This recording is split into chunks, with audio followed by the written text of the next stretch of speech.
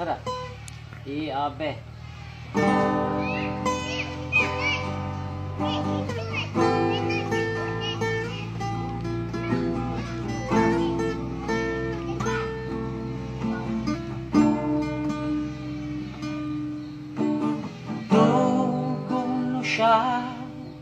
Tugulushalo ko Uishandu ko na mong na ko na zuhoge O tuguluga chitsa ko Chitsa tsanzan yu zuko Inanin tone tole kuye Chichinyalu wakatu Biku chichinyawa kanagazi All the tulun to Kanyamo Daishi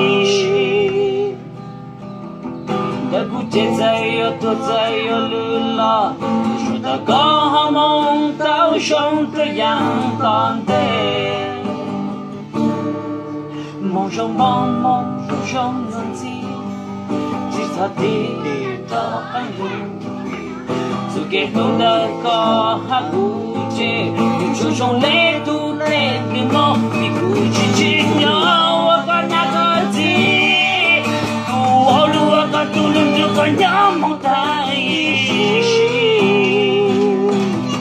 Dagu Jetsayo Tozayo Lila Tagahamon Tao Shon Prayang Tonte Itayo Mabagdila Tatsati Galu Shaikula Shakonte Montulo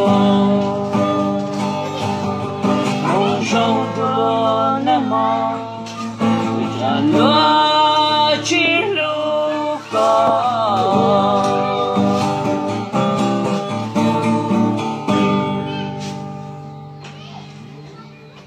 Jutoko Inanin tone tole kuye Chichinyalu tu biku chichinyawa kanagazi tu auluga tulun tukanyamo daishi Sada. Abe.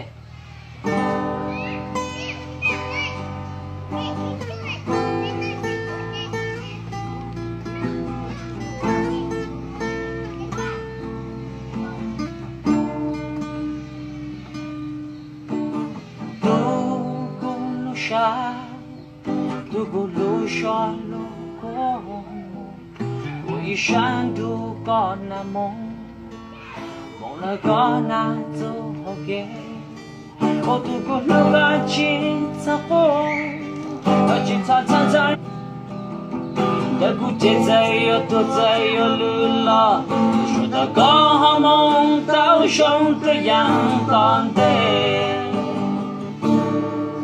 Monjon Bon, Monjon Zanzi, Zitadita and you to get to the car, Haguche, you choose only to let me know, Mikuchi.